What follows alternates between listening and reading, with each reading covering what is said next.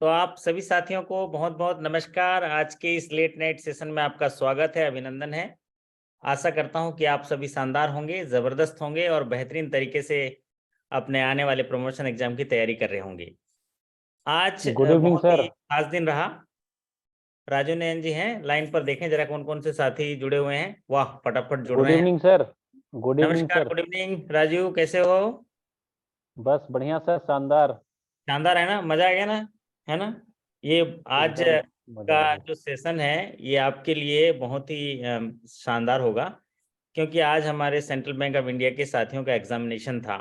और ये officer to scale 1 to 2, 2 to 3, 3 to 4 के साथियों का एग्जामिनेशन था।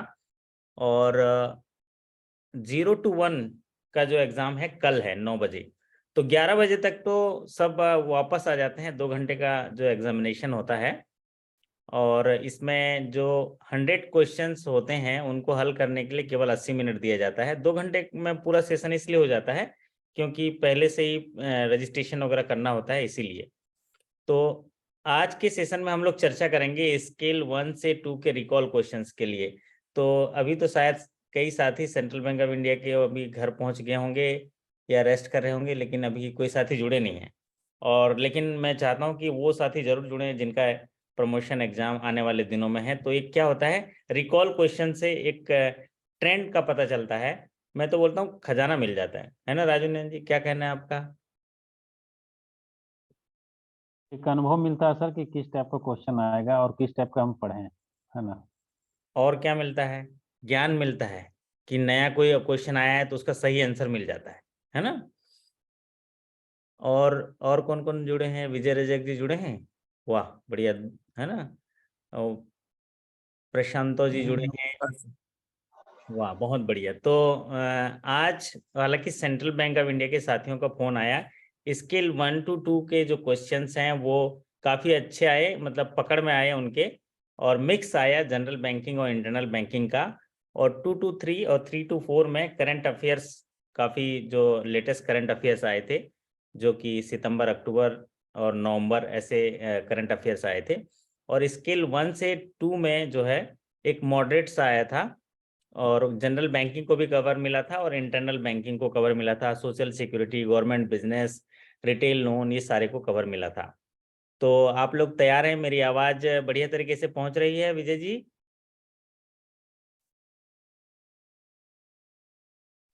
हाँ, आ रही है सर, अच्छी तरह से आ रही है। वाह बहुत बढ़िया। तो कल नेटवर्क नहीं था, लेकिन आज मैंने कुछ दूसरा उपाय सूझा, क्योंकि आप लोगों से डेली बात करने की आदत सी हो गई ना। तो भले ही देर रात से ही मैंने कहा आज कनेक्ट हो जाते हैं। और ये मैंने डाटा अगर कलेक्ट करके कनेक्शन लिया है और आप लोगों से कनेक्ट हो रहा हूँ, क्योंकि ये जो क्वेश्चंस होते हैं हमारे पास आज लगभग 200 से ऊपर क्वेश्चन आ चुके हैं। तो 200 से ऊपर क्वेश्चन आ गए हैं जो आपको एक दिशा दिखाएंगे, एक रास्ता दिखाएंगे कि आने वाले दिनों में क्या तैयारी करना है या अपने बैंक का क्या चीज़ देखें। तो चलिए सवाल शुरू करें। और आप साथी जो हैं, सोचो ये राजू जी, विजय जी, अनुराग जी आगे भी है ना। तो ये समझ लीजिए जब भी हम क्वेश्चन अटेंड करते हैं ना, तो आपको क्या होता है कि आपको भी ऐसा लगता होगा कि हाँ मैंने भी आज एग्जाम दिया है ना? हाँ सर। तो आज का एग्जाम जो है हमारे साथी एक्चुअल में दे के आए हैं रणभूमि पर, और हम लोग जो है अपने कर्म भूमि पर ये एग्जामिनेशन के क्वेश्चंस की तैयारी कर रहे हैं। तो चलिए पहला क्वेश्चन आपके स्क्रीन पर लेता हूं।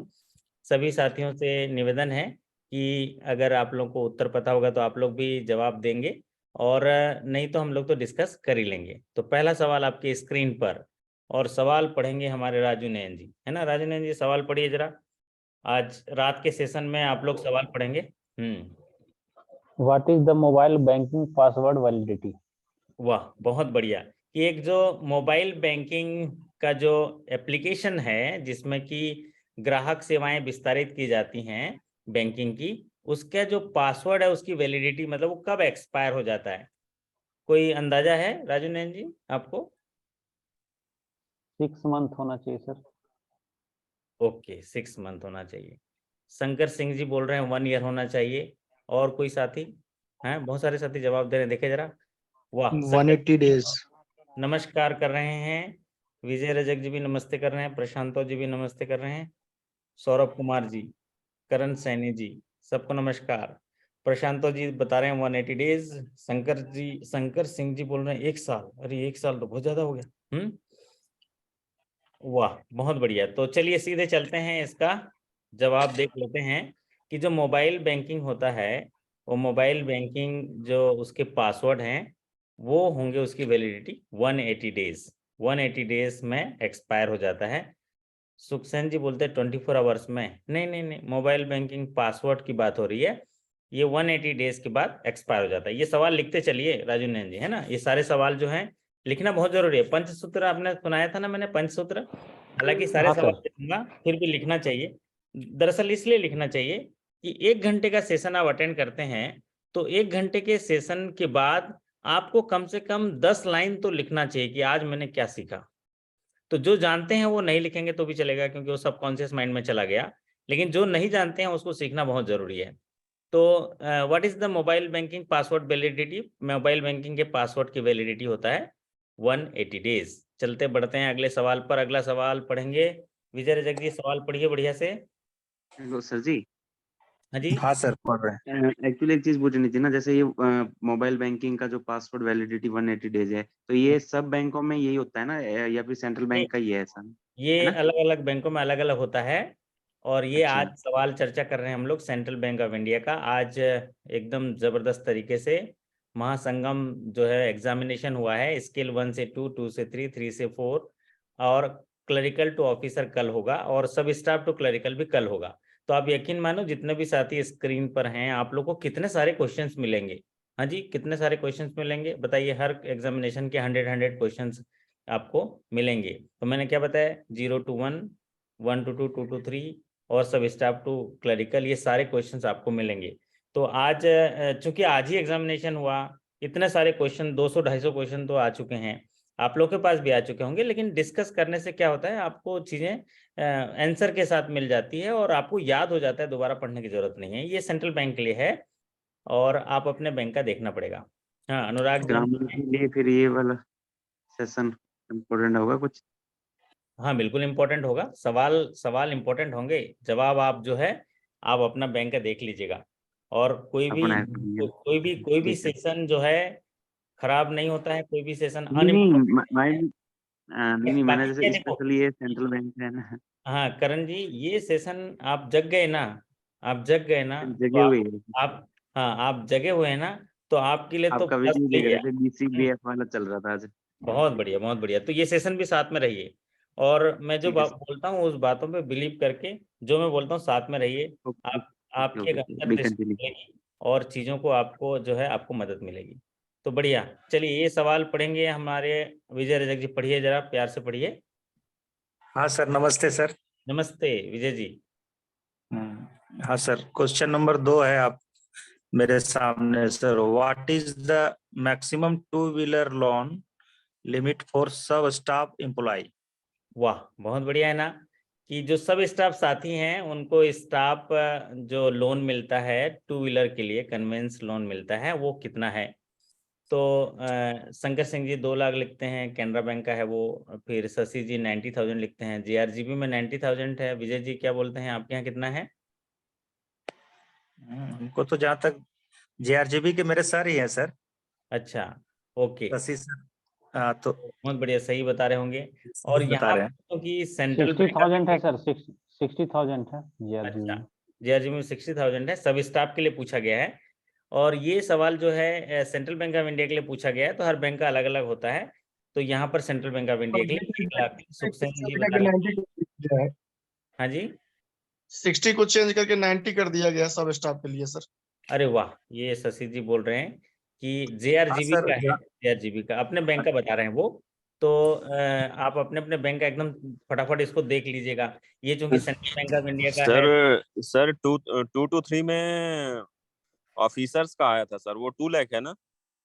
हाँ, ऑफिसर्स का जो है आपको मैं बता देता हूँ। ऑफिसर्स का अभी एक सेशन भी लिया था मैंने, है ना। तो आप जी सर, 2 to 3 में आया था सर ये। 2 to 3 में आया था ना।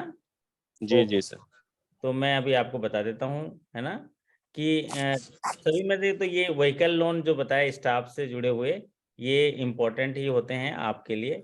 तो मैं आप ये जो है सब स्टाफ के लिए पूछा गया तो 1 लाख होगा, और अगर ऑफिसर्स के लिए पूछा गया है जैसा कि आप बोल रहे हैं, तो इसमें क्या है कि ऑफिसर के लिए 2 व्हीलर जो है वो 1.5 लाख है, और क्लरिकल के लिए जो 2 व्हीलर है 1,50,000 है, और 4 व्हीलर जो है ऑफिसर के लिए 15 lakhs है, और क्लरिकल के लिए 8 lakhs है।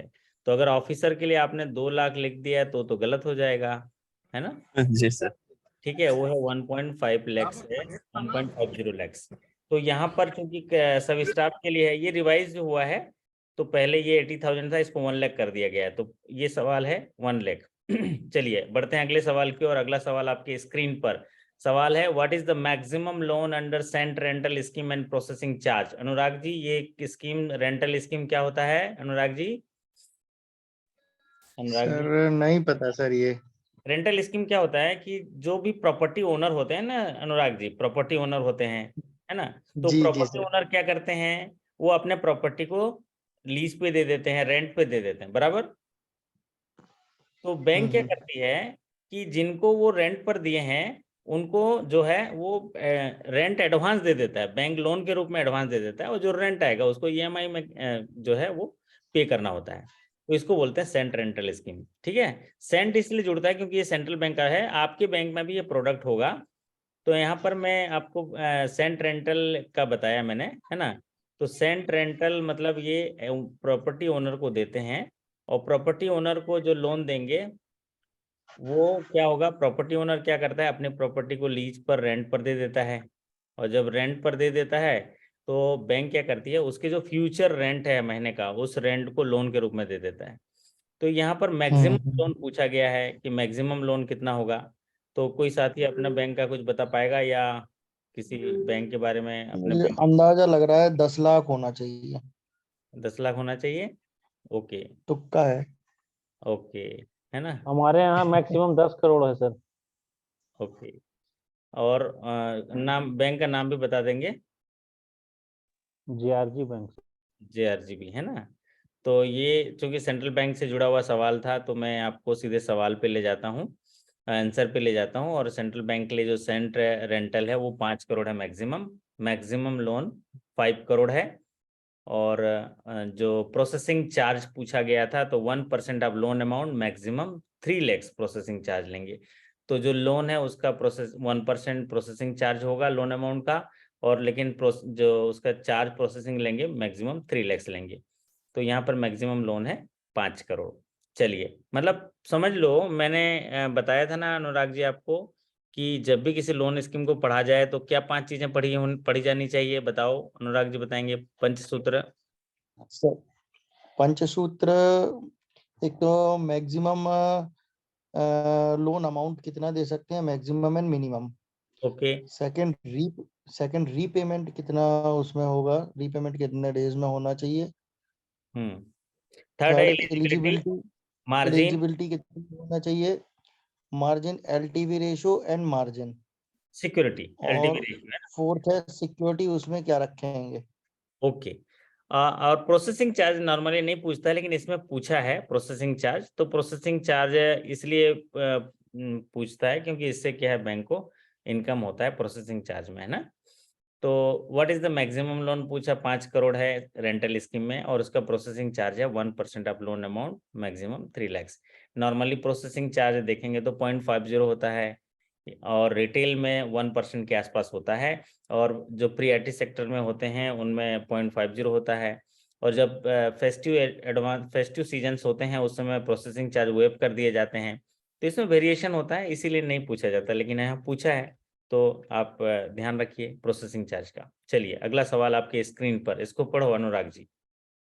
ये बड़ा सवाल है, इसका जवाब भी आप लोग दीजिए। What is the general provision is standard form credit loans? What is हाँ the सवाल, general provision in standard form credit हाँ, loan? In standard firm credit loan होगा, मतलब एग्रीकल्चर लोन में, एग्रीकल्चर लोन अगर स्टैंडर्ड एसेट्स है तो उसमें प्रोविजन क्या होगा? हाँ जी बताइए राजू नयन जी, क्या उत्तर होगा इसका? देखिए बढ़िया से। 0.25% सर। वाह, बहुत बढ़िया। किसका किसका 0.25%? तो आउटस्टैंडिंग अमाउंट का सर। ये क्या है, प्रोविजन से जुड़ा हुआ सवाल पूछ लिया, और ये लगातार अभी पूछ रहा है स्टैंडर्ड एसेट्स में कितना प्रोविजन करना चाहिए अगर वो एग्रीकल्चर है या एसएमई है। तो ये सवाल तो पॉपुलर सीरीज का है, एकदम चुनिंदा सवाल है। तो इसका आंसर होगा 0.25% ऑफ आउटस्टैंडिंग बैलेंस, है ना। तो स्टैंडर्ड एसेट्स में प्रोविजन किया जाता है उनके आउटस्टैंडिंग के आधार पर।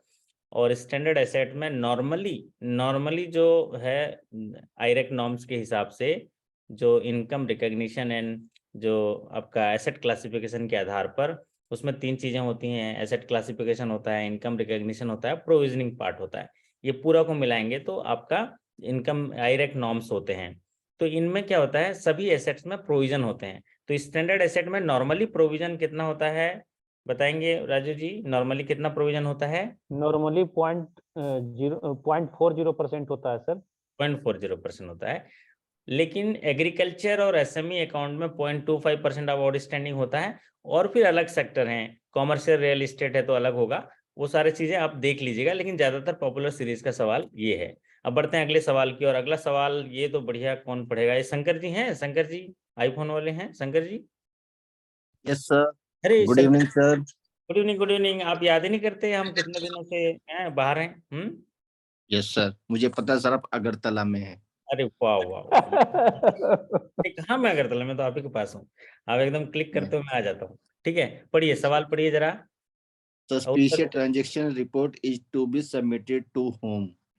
अरे वाह, क्या उत्तर होगा इसका? Financial unit India. अरे वाह, suspicious transaction report is to be submitted to home. तो इसको कौन किसको रिपोर्ट करेंगे? इसको करेंगे फाइनेंशियल इंटेलिजेंस यूनिट को करेंगे, FIU इंडिया को करेंगे। इसको बोलते हैं सस्पिशियस ट्रांजैक्शन रिपोर्ट। और सस्पिशियस ट्रांजैक्शन रिपोर्ट कब रिपोर्ट की जाती है बताओ? कैसा सवाल, ये तो बड़ा आसान सा सवाल पूछ लिया। कितने दिनों में रिपोर्ट की जाती है? 7 दिन बाद सर, 7 डेज। 7 डेज, है ना। Yes sir. तो 7 डेज किसका मतलब, पूरा कंप्लीट कर लीजिए।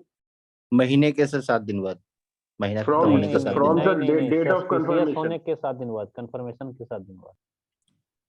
कंफर्मेशन के 7 दिन बाद, है ना। क्या होता है, जब भी कोई ट्रांजेक्शन आपको सस्पिशियस लगता है तो यस आप सर। क्या है कि वो ट्रांजेक्शन को तो हम लोग गुड फेथ में करते हैं, लेकिन अगर कोई ट्रांजेक्शन सस्पिशियस लगता है तो हम उसको जो है एग्जामाइन करते हैं और कोई रीजनेबल ग्राउंड में सस्पिशियस ट्रीट करते हैं। फिर जब आपका सस्पिशियस कंफर्मेशन हो गया तो फिर उसके बाद उसकी रिपोर्टिंग करते हैं। अब ये इसका सर रेशो में है ना सर ये as per KYC guideline anti money laundering के तहत है।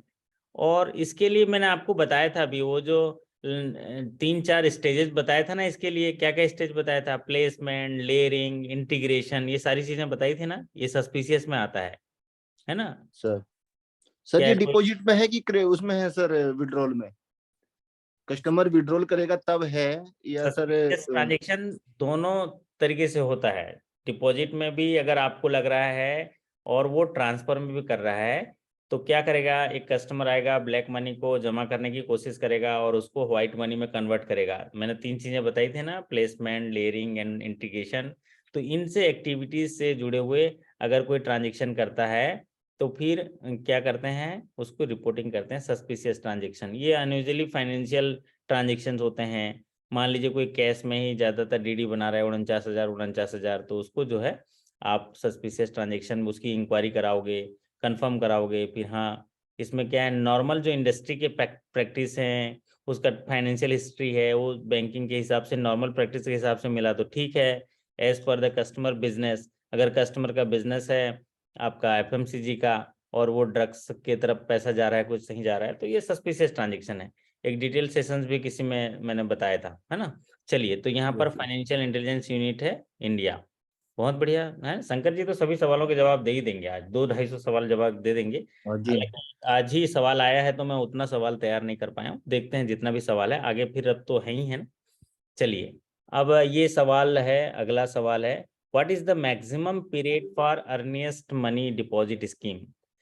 बैंकों में क्या होता है कि अर्निएस्ट मनी डिपॉजिट स्कीम्स के तहत लोन देते हैं। ये अर्निएस्ट मनी डिपॉजिट स्कीम्स क्या होता है कि इसका उद्देश्य क्या होता है। जो भी अगर मार्जिन मनी या एप्लीकेशन मनी जो है बुक करते हैं, इसको इस तरीके से समझा जाए राजू जी। मान लीजिए कोई ग्राहक है, वो अपने लिए कोई रेसिडेंशियल प्लॉट बुक कर रहा है या फ्लैट बुक कर रहा है, जो गवर्नमेंट हाउसिंग एजेंसी या सेमी गवर्नमेंट एजेंसी या जो डेवलपमेंट अथॉरिटी या हाउसिंग बोर्ड, डिफरेंट डिफरेंट जो बोर्ड हैं जिनको अथॉरिटी मिला हुआ है, उनके द्वारा अगर जो डेवलप किया गया है उनमें अगर अपनी बुक करता है, तो उसमें जो बुकिंग अमाउंट है, जो एप्लीकेशन मनी है, उसको फाइनेंस करते हैं। समझ में आ गया राजू जी? हाँ सर। हेलो, हाँ क्या बोल रहा हूँ मैं, बताइए जरा, रिपीट कर दीजिए। क्या होगा कि जो भी, जैसे मान लीजिए आप प्लॉट खरीद रहे हैं या गवर्नमेंट से अप्रूव्ड कोई घर बन रहा है, तो उसमें बुक कर रहे हैं, तो बुकिंग अमाउंट मान लीजिए 2 लाख 3 लाख रुपए मांगा रहा है, तो उसको आप बुक कर रहे हैं, तो उसको फाइनेंस कौन करेगा? उसको बैंक करता है। इसको बोलते हैं application money.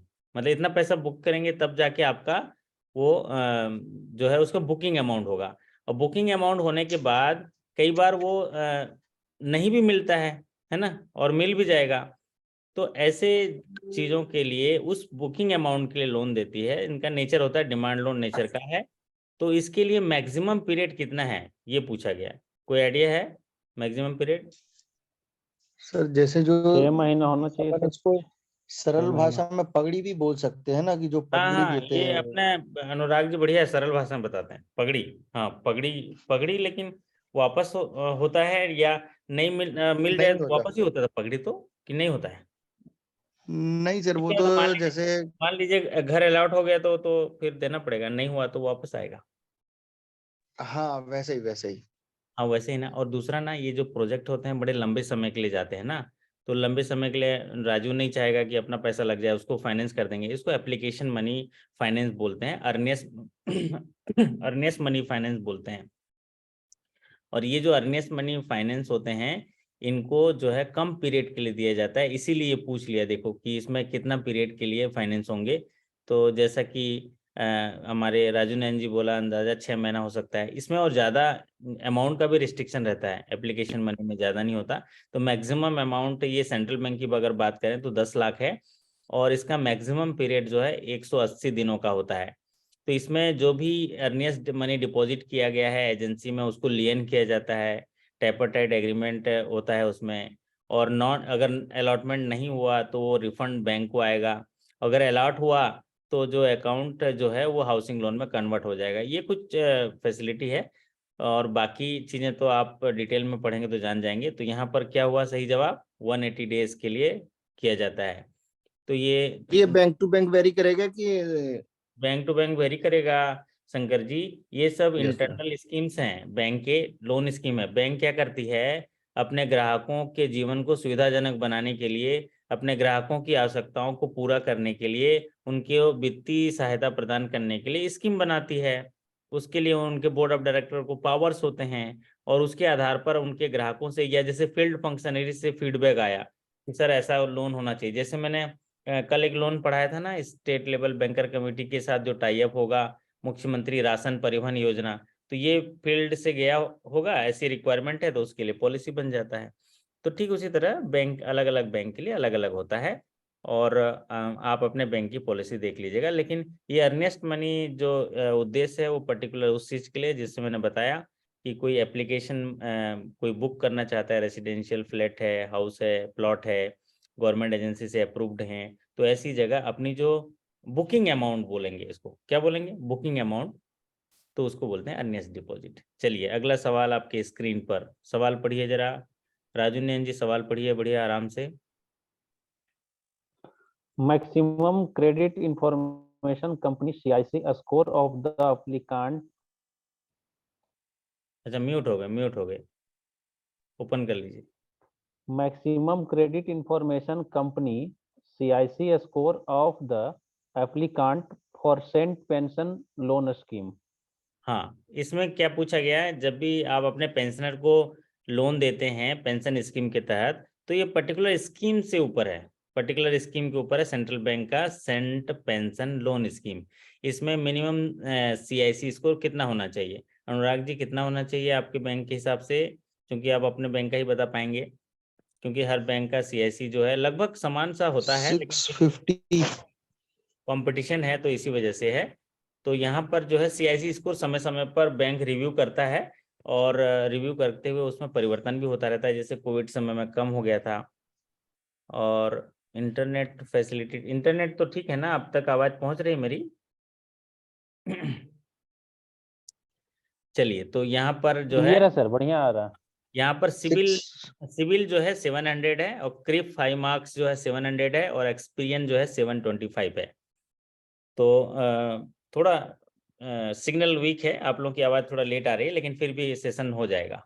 Minimum credit sir information, इसमें हार्डर रेट आया था, हाँ हर्डल रेट आया था, ओके। हार्डर रेट आया था सर इसमें। तो ठीक है, क्वेश्चन में तो हमको स्कोर दिया था, हर्डल रेट आया था। तो एक मिनट, हर्डल रेट का क्या क्या ऑप्शन था? और उसमें सर हार्डर रेट 50 ऑप्शन था, 50, 40, 60, ये सर 50 आंसर था उसमें। हाँ, 50 हर्डल रेट्स है। रिटेल के लिए जो इंटरनल रेटिंग होती है उसमें हर्डल रेट होता है वो 50 होता है। तो अगर जो सवाल जो साथियों ने भेजा है, एक्चुअल में छोटे छोटे टुकड़ों में भेजते हैं, तो उसमें जो क्लियरिटी होती है उसके आधार पर नीलेश जी बताए होंगे, अभी एग्जाम दे के आए ना, तो हर्डल रेट है तो वो 50 होगा रेटिंग के हिसाब से। लेकिन अगर CIC स्कोर के हिसाब से देखेंगे तो सिविल का 700, क्रिप का 700, एक्सपीरियंस का 725। तो जैसा कि अभी साथी ने बताया, वो अभी एग्जाम दे के आए होंगे। तो हर्डल रेट्स बताएं, तो जब भी रिटेल लेंडिंग में क्या होता है कि इंटरनल रेटिंग की जाती है, वो इंटरनल रेटिंग में उनको एक नंबर होता है, और हर्डल रेट मतलब उस उतना हर्डल है उससे ऊपर होगा तो ही लोन होगा, अदरवाइज नहीं होगा। ठीक है, चलिए, वो 100 नंबर का रहता है, 50 या 50 से नीचे आ गया तो उसको हर्डल है, नहीं करेंगे लोन, उसके ऊपर हुआ तो लोन करेंगे। ठीक है नीलेश जी, बराबर है? हाँ सर सही है। हाँ, कैसा गया एग्जाम आपका? सर अच्छा तो गया है सर, लेकिन अभी फिर भी अब रिजल्ट जब तक नहीं आ गया तब क्या है ना सर, फिर भी तो कुछ क्वेश्चन गलत भी हो गए हैं। हाँ कोई बात नहीं, रिजल्ट तो क्या है, कंपटीशन है, इसमें तो परफॉर्मेंस देखा जाएगा। सभी लोग प्रयास किए हैं और मेरिट बेसिस पर डिसाइड होगा, है ना, कट ऑफ के आधार पर। लेकिन रिजल्ट तो आज ही आ गया जाएगा, सवाल तो सभी हमारे पास है ना, तो सवाल के आधार पर आप तो अपना रिजल्ट बता ही दोगे सुबह, है ना। चलिए, अगला सवाल पढ़िए नीलेश जी, क्या सवाल है? हाँ सर। सवाल पढ़िए स्क्रीन पर। स्क्रीन सर दिख नहीं रही सर मुझे। स्क्रीन नहीं दिख रही है? ओके। हाँ तो सर। सवाल नंबर 8 है, नाबार्ड, बाकी लोगों को दिख रही है ना स्क्रीन? हाँ बढ़िया दिख रहे हैं फिर तो। अनुराग जी? हाँ सर दिख रहा है। हाँ सर दिख रही है। स्क्रीन पढ़िए दिख रहा है पढ़िए सर। अनुराग जी, सवाल पढ़िए। इतनी रात हो गया तो आप लोगों को NABARD support will be available in the form of financial incentive at the rate of कितने rupees per JLG for promotion and bank linkage of JLG's training and mentoring etc. हाँ, ये नाबार्ड जो है इंसेंटिव देता है JLG के लिए। तो फर्स्ट इंसेंटिव कितना होगा ये पूछा गया है। फर्स्ट इंसेंटिव, नाबार्ड का इंसेंटिव का स्कीम है, जो जॉइंट लायबिलिटी ग्रुप बनाते हैं ना, तो उनको फाइनेंशियल सपोर्ट दिया जाता है नाबार्ड के द्वारा, जिसमें ट्रेनिंग की जाती है, मेंटरिंग की जाती है, उनको तैयार किया जाता है, उनको सिखाया जाता है कि JLG क्यों बनाया जाता है, उनके इम्पोर्टेंट टूल्स क्या हैं, एजमेंटिंग फ्लो ऑफ क्रेडिट क्या होगा, लैंडलेस फार्मर क्या कल्टीवेट कर सकते हैं, टेनेंट फार्मर कैसे होते हैं, ओवर लीज कैसे होते हैं, शेयर क्रॉपर कैसे होते हैं, उनके जो क्रॉप होते हैं प्रोडक्शन उसको कैसे करेंगे, तो इसके लिए इंसेंटिव दिया जाता है। तो वो इंसेंटिव कितना करके आए हैं नीलेश जी, आप बताइए? वो है 4000। फर्स्ट जो है वो मिलता है 4000 पर JLG मिलता है, और टोटल जो है 10,000 मिलता है, लेकिन फर्स्ट इंसेंटिव जो है 4000 मिलता है। ठीक है राजू नैन जी, मजा आ रहा है सवाल पढ़ने में? बिल्कुल सर, बहुत बढ़िया। हाँ ये इस क्वेश्चन से पहली बार सामना हो रहा है सर, ये जो हाँ क्वेश्चन है। हम लोग में सर हाँ JRGB में सर हाँ। अलग अमाउंट अलग अलग हो जाता है ना सब सर। नहीं, ये तो नाबार्ड है, नाबार्ड देता है, ये तो JLG का, मेरा JLG जॉइंट लायबिलिटी ग्रुप है, ये तो नाबार्ड देता है। बैंक फाइनेंस उसी अलग में अलग हो सर सकता मेरा है। एक सर्कुलर आया है। हम्म उसमें 2000 दिया हुआ है सर, और पहला पहला इंस्टॉलमेंट में 1000। पहला इंस्टॉलमेंट 2000 दिया है। नहीं, 2000 टोटल है, तो पहला 1000 और सेकंड 500 फिर 500। नहीं वो बढ़ गया है, वो पुराना होगा, एक बार चेक कर लेंगे, है ना, या कल सुबह मुझे भेजना या भेज WhatsApp चेक जरा कर मुझे भेजिएगा विजय जी वो वाला सर्कुलर, हाँ हाँ, देख ये लूंगा मैं। करंट ही निकला है, 1.5-2 महीना पहले ही निकला हाँ सर। ठीक है जरा सर, देख मुझे भेजिएगा प्लीज। पर भेज हाँ दीजिए। ठीक। बट ठीक जेएलजी है के लिए सर। इसमें क्या होता है, इनको जेएलजी ग्रुप के लिए नाबार्ड द्वारा इनको ट्रेनिंग के लिए और तय सारे उन लोगों को सिखाने के लिए सस्टेनेबल क्रेडिट लिंकेज या वो सही तरीके से बैंक से जुड़ पाएं, तो उनके लिए सारी चीजें ट्रेनिंग दी जाती है, उसके लिए इंसेंटिव किया जाता है। चलिए अब बढ़ते हैं अगले सवाल पर। अगला सवाल आपके स्क्रीन पर है, सवाल पढ़ेंगे आप। अनुराग जी पढ़िए जरा सवाल जरा। Basel III regulatory capital for retail portfolio exposure. हाँ क्या मतलब पूछ रहा है सवाल, थोड़ा हमारे साथी लोग ऐसे ही भेजते हैं, मैं कुछ कुछ तो बना लेता हूँ, बाकी ये पूछ रहा है कि as per Basel 3 regulatory capital, तो बेसल 3 के लिए रेगुलेटरी कैपिटल जो डिसाइड होते हैं उसके आधार पर रिटेल पोर्टफोलियो का एक्सपोजर, क्योंकि बेसल 3 में क्या होता है, बेसल 3 राजू नैन जी, बेसल 3 एक ऐसा नॉर्म्स है जिसके आधार पर जो देश के बैंकों के ऊपर जो सेंट्रल बैंक है जिसका स्विट्जरलैंड में है, जिसको बोलते हैं bank basal committee for banking supervision, वो बोलता है जो इंटरनेशनल बैंकिंग सेटलमेंट को देखता है, वो बोलता है बेसल 3 में कि बैंकों को उनका कैपिटल रखना है ताकि बैंक जो है रिस्क को मिटिगेट कर सके। तो 3 तरह के रिस्क होते हैं, मार्केट रिस्क, और आपका होता है क्रेडिट रिस्क, और होता है ऑपरेशनल रिस्क। तो इनके लिए बैंक को तैयार होना चाहिए, उनको कैपिटल रखना चाहिए। अब कैपिटल किस आधार पर रखेंगे, कैपिटल रखने के लिए रिस्क वेट तैयार होता है। तो रिस्क वेट कैसे तैयार होता है, एसेट के आधार पर तैयार होता है। रिटेल एसेट है तो अलग होगा, और बाकी सभी एसेट्स का अलग अलग होता है। तो यहाँ रिटेल पोर्टफोलियो है, रिटेल के लिए कितना रिस्क वेट है पहले बताइए नीलेश जी। रिटेल के लिए रिटेल लोन के लिए 100% रिस्क है। हाँ 100% है, इसीलिए उसमें व्याख्या किया है बेसल ने, बेसल 3 के आधार में, कि रिटेल में क्या होता है, रिटेल में बैंकों को ज्यादा प्रोत्साहित किया जाता है कि रिटेल में लोन करो। तो रिटेल में रिस्क वेट 100% कर दिया। रिस्क मतलब आप 100 रुपए लोन दिए तो 100 रुपए का रिस्क है, बराबर है राजू नैन जी, समझ रहे हैं ना, आम भाषा में 100 रुपए का लोन दिया, बिल्कुल 100 रुपए बिल्कुल। का रिस्क है। उस 100 रुपए के लिए आपको 11.5 रुपए कैपिटल रखना है, ठीक है।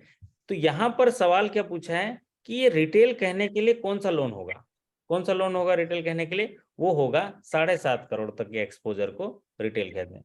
समझ में आया तो बोलिए अहो। ओहो। तो रिटेल कौन होगा, 7.5 करोड़ तक। क्यों, क्योंकि रिटेल में जो होता है वो आपको परसेंटेज जो होता है रिस्क वेट का 100। सर ये क्वेश्चन जो है ना सर, ये अमृत बीज सर करा चुके हैं सर, ये परसों परसों के अच्छा दिन ये क्वेश्चन हुआ है। बहुत बढ़िया, है ना।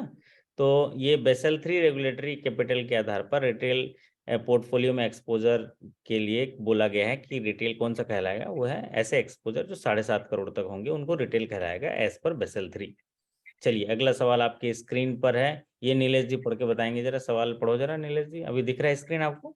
नहीं दिख रहा सर, मैं एक मिनट एग्जिट होकर दोबारा से ज्वाइन होता हूँ नहीं सर। नहीं, आप वो ऐसा करके स्क्रॉल करो ना, स्क्रॉल करो फिर दिख जाएगा आपको। क्या दिख रहा है फिर आपको, ब्लैंक दिख रहा है सर, पूरा ब्लैक। हाँ तो एक बार घूम के आइए बाहर से फिर आइए, है ना। चलिए तो यहाँ पर ये सवाल एक्चुअल में है नहीं, सवाल अभी है नहीं, अभी सवाल इकट्ठा करेंगे साथियों से पूछेंगे। मर्चेंट इस्टेब्लिशमेंट पर 4-5 सवाल आए थे, बोल रहे थे मर्चेंट इस्टेब्लिशमेंट मतलब जो भी बैंक के साथ करंट अकाउंट होल्डर हैं या बिजनेस करते हैं, तो उनके लिए एक मेंबर इस्टेब्लिशमेंट मशीन होता है ना, पॉस मशीन होती है, या ऐसे बिजनेसमैन को बैंकों मतलब ग्राहक जो है वो नगद पैसा ना दे, डिजिटल फॉर्म में पैसा दे और सीधे वो जो है बैंक खाते में चले जाए, करंट अकाउंट में आ जाए, तो इसके लिए मर्चेंट इस्टेब्लिशमेंट है। तो इनके 4-5 क्वेश्चन आए थे, क्वेश्चन तो लिखे नहीं है, तो अभी हम अगली बार जब कल जब क्वेश्चन आ जाएंगे अच्छे से तो इनमें हम लोग चर्चा करेंगे। अगला सवाल है बहुत ही, शंकर जी हैं, सोना नहीं है अभी, हैं, पढ़ो शंकर जी। Yes sir. पढ़ो सवाल आपके काम का है। What is the nodal agency of PMAGP scheme? हाँ, KVIC. बहुत लोन बांटते हो PMAGP का, जीपी का, है ना। Yes sir. नोडल एजेंसी तो याद ही हो गया होगा आपको। Yes sir. तो क्या बताएं। आपने बोल बोल कर याद करवा दिया सर। हाँ, तो तोते संगत की जी तरह इसका पढ़ाया बताएं। सर आपने। उत्तर बता दो इसका। KVIC. हाँ, तो prime minister employment generation program schemes में जो भी बेनिफिशरीज हैं उनको हम लोग फाइनेंशियल असिस्टेंट प्रोवाइड करते हैं। तो उनका एक नोडल एजेंसी होता है जो सस्टेनेबल इस योजना को पूरी तरह से सपोर्ट करता है, वो है khadi village and industry commission, जिसको KVIC कहते हैं। वाह, बहुत बढ़िया है शंकर जी, तो पूरा आज स्किल 1 to 2 के सारे सवाल का जवाब दे देंगे, है ना। अगला सवाल आपके स्क्रीन पर है, राजू नंदन जी पढ़िए जरा ये सवाल। The PPF account has a maturity period of years. वाह, बताइए कितने ईयर में मैच्योर करता है? ये तो बिल्कुल आसान सा सवाल है सर, 15 ईयर। बताइए, बढ़िया सवाल है ना। तो अच्छे सवाल भी आते हैं। ये 15 साल इसका उत्तर है कि जो एक पब्लिक प्रोविडेंट फंड अकाउंट है, इसमें बहुत सारे मॉडिफिकेशन हुए हैं, लेकिन देखिए साधारण सा सवाल पूछ लिया कि इनका लॉक इन पीरियड पूछ लिया, कि मैच्योरिटी पीरियड पूछ लिया। 15 साल में मैच्योर्ड होगा, 5-5 साल के में उसको भी बढ़ाया जा सकता है। तो PPF account has a maturity period of 15 years. बहुत बढ़िया उपेंद्र जी, अच्छा जवाब दिया सर आपने। शंकर जी कह रहे थे सर कि डायरेक्ट सीधे वैकेंसी आ जाती 1 से 2 का या 2 से 3 का। हाँ, आएगा ना। वो मेहनत करते हैं, कैसा आएगा सर? मेहनत करते हैं, रात के 12 बजे भी उठ जाते हैं देखो पढ़ने के लिए। अभी 1 बजे भी भेजेंगे तो 1 बजे भी उठ जाते हैं। एक दिन तो 2 बजे उठ गए थे, 2:30 पे उठ गए थे। तो वो उसका है, क्योंकि आप लोग जब मेहनत करते हैं ना, आप एकदम फंडा को समझ गए हो। आपने क्या है, सवाल को ध्यानपूर्वक, रिसीवर बने रहते हैं आप। तो अगर ओपन एंडेड रिसीवर बने रहते हैं तो आप बहुत सीखोगे। मतलब अपना बर्तन खाली रखे हो, दिमाग का बर्तन, इसमें जो आ रहा है स्टोर करते जाओ। फिर तो एग्जामिनेशन में तो आप सफल हो गए ही होगे। वही काम कर रहे हैं वो पिछले 6 महीने से। बर्तन लेके यहाँ आ जाते हैं स्क्रीन में, उसमें सारे सवाल टुपुक टुपुक टुपुक टुपुक ऐसा गिर रहा है, एक एक बूंद पानी भर के समंदर बना लिए। तो what is the internet banking password length, ऐसा है। What is the internet banking password length है, नीलेश जी बताओ जरा जल्दी से, उत्तर दे के आए हो। सर मिनिमम 8 है, मैक्सिमम 50 है सर। वाह, बहुत बढ़िया। और अल्फा न्यूमेरिकल वगैरह कुछ आया था क्या? नहीं सर, वो सिर्फ मैक्सिमम लेंथ ही है। तो ये मिनिमम पूछा था कि क्या पूछा था, वो रेंज पूछा था? मिनिमम और मैक्सिमम दोनों पूछा था सर। दोनों पूछा था। तो ठीक है, ये साथी हम लोग जो रहते हैं ना, जो एग्जाम दे के आते हैं, वो सही बताते हैं। तो ये मिनिमम और मैक्सिमम पूछा था, तो मिनिमम 8 है, मैक्सिमम 50 है इंटरनेट बैंकिंग पासवर्ड का लेंथ। इस बार सर जो क्वेश्चन आया उसमें सर मिनिमम और मैक्सिमम दोनों पूछे ज्यादा हैं सर। पूछा है, हाँ। जैसे लोन में भी देखो मिनिमम एंड मैक्सिमम पूछा है ज्यादा। सर चलिए आगे बढ़ते हैं, अगला सवाल आपके सर स्क्रीन पे लेते इसमें हैं। अल्फा न्यूमेरिक के साथ साथ में एक वर्ड और जुड़ने लगा है आजकल, सिंबॉलिक। स्पेशल कैरेक्टर हाँ, है स्पेशल ना? Character, alpha numeric and symbolic special character, वो तीनों को मिला के बनता है पासवर्ड। बहुत बढ़िया, बहुत बढ़िया। ये सवाल है, what is the down payment for OTS offer. ये क्या है नीलेश जी, क्या भर के आए हैं आप? डाउन पेमेंट कितना लेते हैं जब भी वन टाइम? 5% होना चाहिए सर। कितना? 5%। 5% नहीं है, ये अलग अलग पॉलिसी होता है आप लोगों की, है ना। अपना भी सर 5% है। 5% ही है? हाँ अच्छा, सर सही है। नया पॉलिसी 5% है। हाँ सर 5% है special OTS scheme. Special OTS scheme में, क्योंकि स्पेशल OTS स्कीम का ही है ये। तो हालांकि ये पहले 10% था। तो स्कीम जो OTS स्कीम बनता है वो कितने दिनों के लिए बनता है? 1 साल के लिए बनता है, फिर उसके बाद उसमें सुधार किया जाता है। तो यहाँ पर चूंकि सेंट्रल बैंक के लिए सवाल पूछा गया था वो स्पेशल OTS स्कीम का, तो स्पेशल OTS स्कीम के लिए हमारे नीलेश जी, और क्या क्या ऑप्शन दिया था नीलेश जी वहाँ पर? 10% भी रहा होगा। हाँ सर 10% भी था। तो कई लोगों ने तो 10% करके आ गए, है ना। लेकिन 5 सही है सर, इसका तो हाँ, चेक आपने कर, देख लिया क्रॉस चेक कर लिया मैंने। ओके, तो आपने चेक किया तो फिर होगा ही होगा भाई। अपन देख लेते हैं, आंसर देख लेते हैं, है ना। तो यहाँ पर क्या है कि स्पेशल OTS स्कीम ज़्यादा प्राथमिकता दी जाती है, क्योंकि ये बैंक के सीधे सीधे लाभप्रदता पर और एसेट क्वालिटी पर उस पर सीधे सीधे जो है असर करता है, और इसको जो है देखा जाता है। तो यहाँ पर जैसे कि हमारे साथी ने बताया, OTS स्कीम के लिए। तो इसमें क्या होता है कि एक ग्राहक है, वो अगर नहीं पे कर पा रहा है अपने डेट को, तो उससे संपर्क किया जाता है कि कुछ कंसेंट दे दीजिए, और फिर दोनों मिलके जो है कुछ समझौता करते हैं, और समझौता के बाद फिर डिसाइड होता है कि इतने रुपए में तैयार हो गए। जब इतने रुपए में तैयार हो जाता है तो उसमें क्या करते हैं, ये थोड़ा इंटरनेट की वजह से डिस्कनेक्ट हो गया होगा। तो जब तैयार होता है तो उसको बोलते हैं कि भी जो बातों पे आप तैयार हो गए हो ऑफर पे, तो कुछ हिस्सा जो है आप जमा करिए, जिसको बोलते हैं डाउन पेमेंट। तो डाउन पेमेंट जमा करने के बाद वो ऑफर जो है सैंक्शन होता है, और सैंक्शन नहीं होने पर वो डाउन पेमेंट की राशि उसको वापस कर दी जाती है। सैंक्शन हो गया तो वो उसको एक्सेप्ट कर ली जाती है। तो ये है 5% ऑफ द ऑफर अमाउंट। क्या है ये? 5% ऑफ द ऑफर अमाउंट।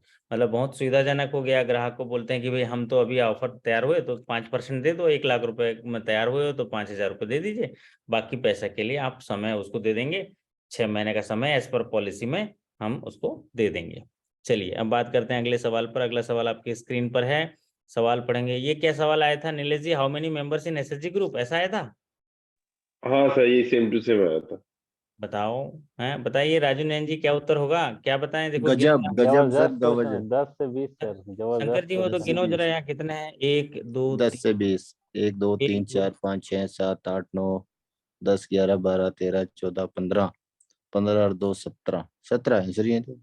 17 है, और दो दो गई और है 10 से 20 है तो उसके बीच में आ गई सर। 10 के बीच और में। एक फोटो ले रहे होंगे सर। हाँ फोटो ले रहे। हाँ, अरे वो तो वो ले रहे होंगे ना जो उनको चलिए, ट्रेनिंग दे रहे तो होंगे। कहने का तात्पर्य ये है एसएचजी कम से कम जो है 10 से 20 में जो है एसएचजी के मेंबर होते हैं। ये पॉपुलर सीरीज का क्वेश्चन है। लेकिन अगर इसमें और आगे इन्हांस कर दिया जाए तो जहाँ भी हिली एरिया है और डिफिकल्ट एरिया है या डिजेबल पर्सन है, वहाँ पर 5 से 20 भी होता है। लेकिन स्पेसिफिक सवाल पूछे तो 5 से 20 होगा, अदरवाइज कॉमन सवाल पूछे तो होगा आपका 10 से 20। 20। हमारे शंकर जी ने यहाँ पूरा गिनती कर लिया, वैसे ही आप जो है वहां पर गिनती करके डाल दीजिएगा। चलिए अब बात करते हैं अगला सवाल आपके स्क्रीन पर। सवाल number 16, what is the rate of provision required for standard asset under commercial real estate sector in residential houses? हाँ जी अनुराग जी, ये सवाल समझ में आया आपको? सर सवाल तो आया समझ में।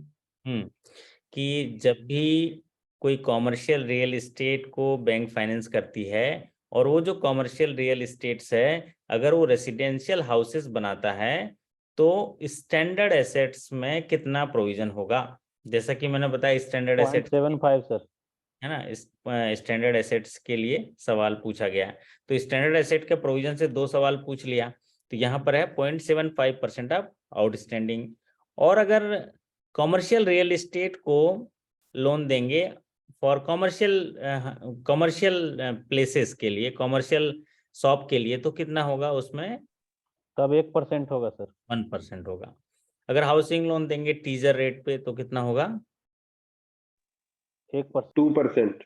2%। 2%। टीजर रेट पे देंगे तो 2% होगा, अगर नॉर्मली करेंगे तो 0.40% होगा, और एग्रीकल्चर और एसएमई करेंगे तो 0.25% होगा। तो ये बढ़िया सवाल आ गया अपना। अनुराग जी को समझ में आ गया होगा, है ना अनुराग जी? याद भी हो गया होगा आपको, आप तो शॉर्टकट निकाल लोगे, यस सर। है ना? इतनी देर में, एक दिन में एक शॉर्टकट निकाल लेते हैं वो, है ना? चलिए, नहीं बिल्कुल। हाँ मतलब ये इसलिए कि रियल सॉरी रेसिडेंशियल हाउसेस है तो 0.75, कॉमर्शियल शॉप है तो 1%। ठीक है, चलिए अगला सवाल चर्चा करते हैं। ये पढ़िए जरा नीलेश जी, सवाल पढ़िए जरा, अभी दिख रहा होगा आपको। हाँ sir, as per the whistle blower policy the investigation time is. वाह बहुत बढ़िया। विसिल ब्लोअर पॉलिसी के बारे में सवाल पूछा है कि विसिल ब्लोअर पॉलिसी के हिसाब से जब भी कोई विसिल ब्लोअर इंफॉर्मेशन देता है बैंक को, तो हमको उसका इन्वेस्टिगेशन करना होता है। इन्वेस्टिगेशन करने के लिए जो ऑडिटर्स वगैरह को नियुक्त किया जाता है या विजिलेंस ऑफिसर को नियुक्त किया जाता है, तो ये कितने दिन में इन्वेस्टिगेशन रिपोर्ट सबमिट करेंगे? यही सवाल था ना नीलेश जी? हाँ सर, यही था। क्या उत्तर दिया आपने? बढ़िया ही दिया होगा। ये गलत हो गया सर ये मेरा। ये है विद इन 15 डेज, जब से उनको नियुक्त किया जाता है उनके 15 दिनों के अंदर इन्वेस्टिगेशन टाइम है उनको विसिल ब्लोअर पॉलिसी। अभी सभी साथियों को बता दूं, विसिल ब्लोअर पॉलिसी अपना पढ़ना बहुत जरूरी है। मेरे को दे दीजिएगा, मैं पढ़ा दूंगा अच्छे से। इसमें भी पढ़ा नहीं पाया मैं यहाँ विसिल ब्लोअर पॉलिसी जो है, तो विसिल ब्लोअर पॉलिसी अच्छे से पढ़ लीजिएगा। अभी हर एग्जामिनेशन में ये पॉलिसी से जुड़ा हुआ एक सवाल आ रहा है और अलग अलग सवाल आ जा रहे हैं। किसी में ये आ जाता है विसिल ब्लोअर कौन हो सकता है, इसमें जैसे पूछ ले इन्वेस्टिगेशन टाइम।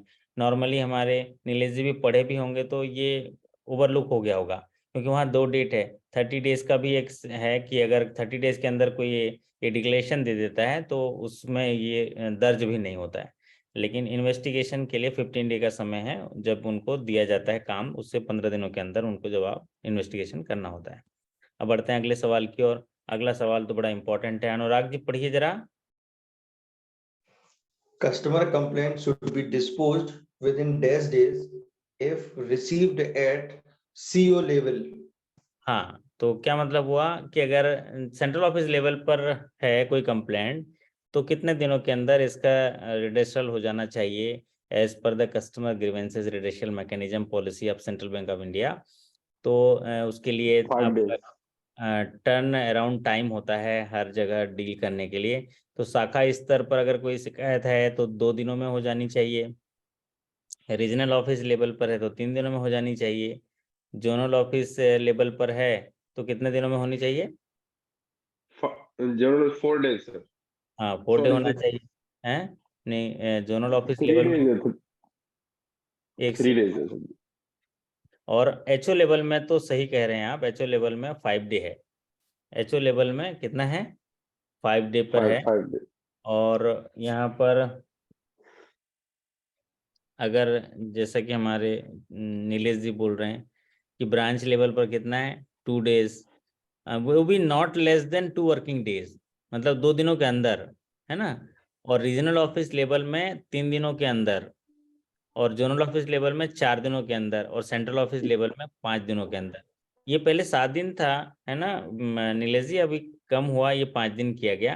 तो सर विद इन जो भी हुआ है सर अच्छा हुआ है, मतलब सीरियस से कर दिया है जिससे याद करने में दिक्कत नहीं हुई।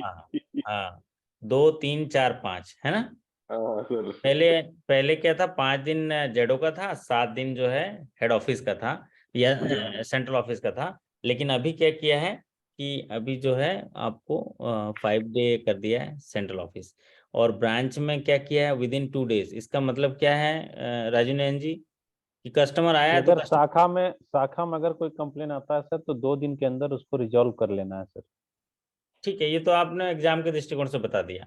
मंशा उसके पीछे का ये है कि अगर कस्टमर आया तो उसको जाने मत दीजिए शिकायत लेके, उसको शिकायत को तुरंत ही ठीक कर दीजिए और उसे ले लीजिए। उसका कहने का तात्पर्य ये है, क्योंकि इसमें सर मैं नॉट अपने स्टूडेंट ये जो भी हमारे सहपाठी उनको ये बताना चाहूंगा, जो ऑप्शन आए थे वो लेस देन करके आए थे, तो उसमें हाँ। कंफ्यूज मत होइएगा सारे ऑप्शन।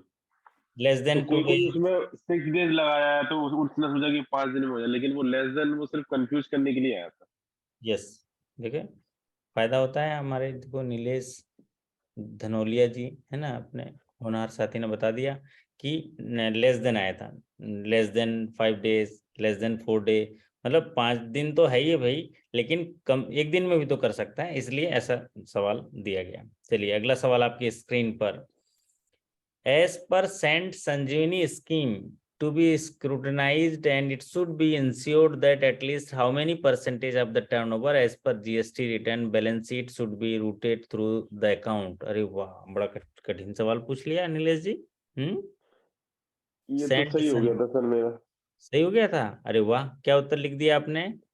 सर 75% अकाउंट के थ्रू होना चाहिए टर्नओवर। बहुत बढ़िया। तो क्या है ये स्कीम, थोड़ा बताएं नीलेश जी, ये संत संजीवनी स्कीम क्या है? इसको रट्टा मारा था सर। चलो कोई बात नहीं।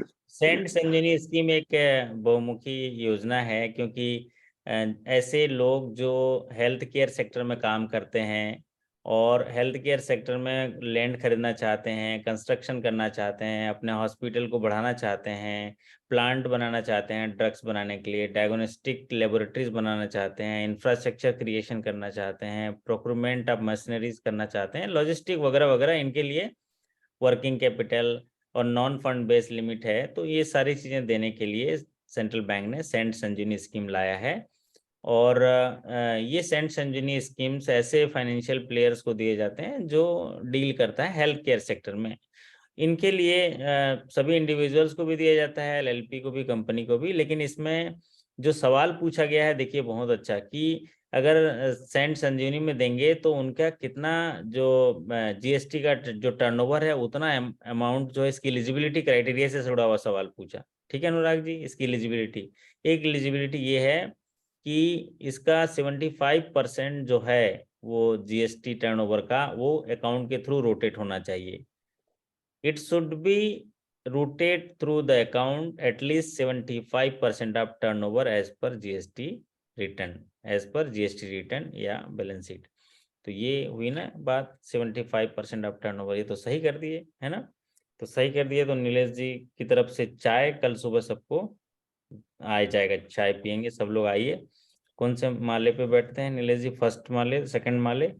अच्छा, ये आ जाएंगे। चलिए अगला सवाल आपके स्क्रीन पर लेते हैं। सर संजीवनी नाम से हमारे यहाँ भी एक स्कीम चलती है, बट वो है हेल्पलाइन। अच्छा, संजीवनी हेल्पलाइन क्या है वो?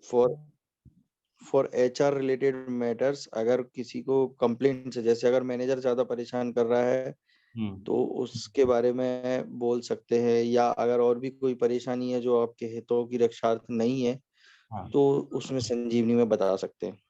ओके, मतलब वो स्टाफ वेलफेयर से जुड़ा हुआ है या स्टाफ एक्सीलेंस से जुड़ा हुआ सवाल है ना?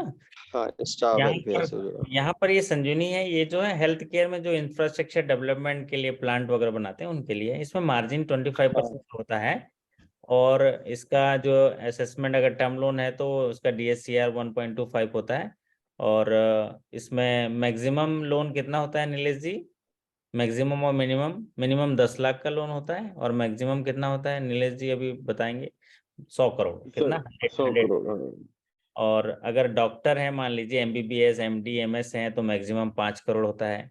डेंटिस्ट है ना, डेंटिस्ट, तो मैक्सिमम 5 करोड़ होंगे। फिजियोथेरेपिस्ट हैं तो मैक्सिमम 5 करोड़ होंगे। कितना तो क्वांटम ऑफ फाइनेंस है, कितना याद करेंगे हमारे नीलेश जी अकेले हैं? इतना एक ही लोन? 10 करोड़ इसका प्रायोरिटी सेक्टर में होगा सर। हाँ, लेकिन ये तो 10 करोड़ तक देंगे तो प्रायोरिटी सेक्टर में होगा, और ज्यादा दे दिए तो फिर नॉन प्रायोरिटी सेक्टर में चला जाएगा सीधे, है ना।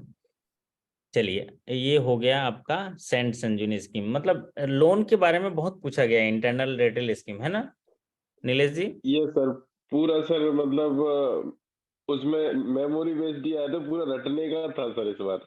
अच्छा, मतलब पढ़िए राजू नयन जी, देखिए ये सवाल पढ़िए जरा।